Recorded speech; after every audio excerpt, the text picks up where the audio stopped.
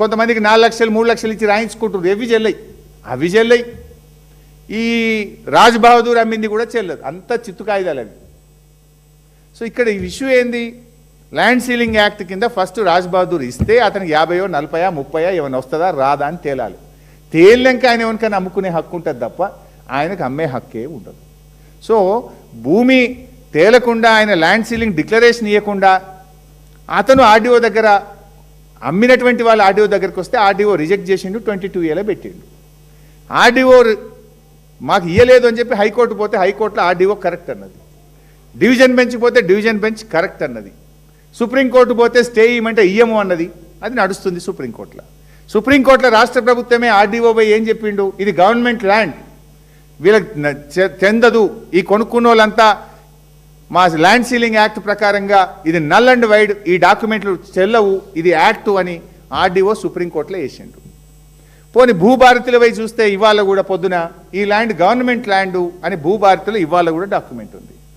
ఇంత క్రిస్టల్ క్లియర్గా ఉంటే అక్కడ పోయి ఎట్లా ఈఎంఐ ఇన్ఫ్రా, అది శిల్పా ఇన్ఫ్రా, ఇంకోటి అది AQ స్క్వేర్, MEIL, కోహినూర్, ఇవన్నీ అడికెళ్ళి వస్తున్నాయి. ఇవన్నీ కళ్ళకు కనబడతలేవా? పాపం ఈ రైతులు పోయి హైడ్రాకు దరఖాస్తులు ఇచ్చిండ్రు, ఎందుకు మాట్లాడారు? ఈ రకంగా ఇదేంటిది బిడ్డ గెజిట్?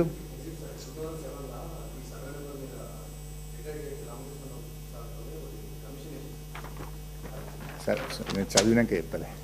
సో ఈ నిమిషానికి high court order is final. High court division bench order is final ఈ నిమిషానికి. ఎందుకు? High court RDO order, single bench, division bench ఏం చెప్పిండ్రు? ఇది government land, RDO decision is correct అని చెప్పింది. సుప్రీంకోర్టు స్టే ఇయ్యలేదు కనుక ఆర్డీఓ హైకోర్టు ఆర్డరే ఫైనల్, ఆర్డీఓ ఆర్డరే ఫైనల్. మరి వీళ్ళు ఈ అగ్రిమెంట్లు పట్టుకొని వాళ్ళు ఎట్లా కబ్జా పెడతారు? ఆ కంపెనీల వెనుక ఎవరున్నారో ఇప్పుడు నేను బయట పెట్టినా కదా. మరి రేవంత్ రెడ్డి మాటల్లో వీసమెత్తు నిజం ఉన్నా, come on send the Hydraa and demolish all the compound wall and all the fencings. You prove your integrity, నీ నిజాయితీ నిరూపించుకో, లేకపోతే నీకు కూడా అలా వాటా ఉందనుకోవాల్సి వస్తుంది. Thank you.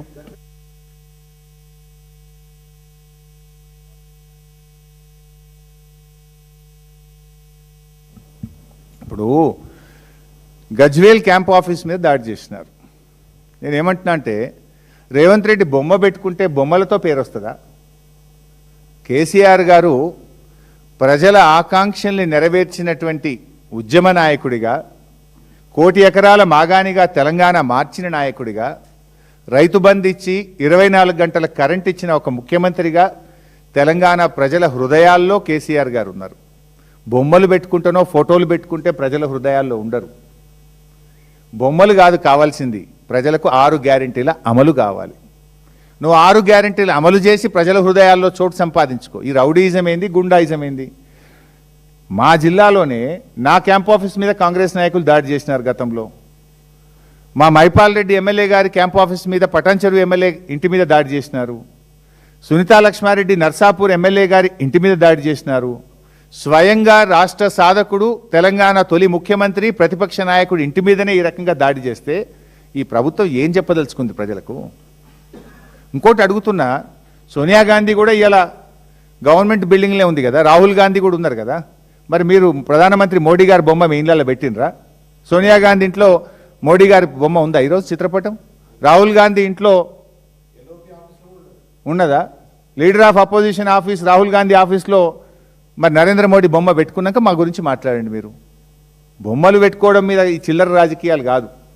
నిజంగా మీకు చిత్తశుద్ధి ఉంటే చేయండి పూర్తి రుణమాఫీ, ఇవ్వండి అవ్వాతాతలకు 4000 పెన్షన్, 100 రోజుల్లో ఇస్తామన్న మహిళల 2500 ఇచ్చి మాట్లాడండి. మీరు ఈ చిల్లర వాటితోని ఈ చిత్రపటాలతో వచ్చేది లేదు.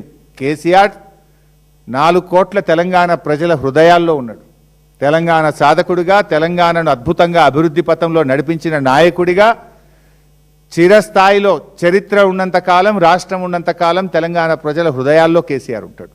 Thank you.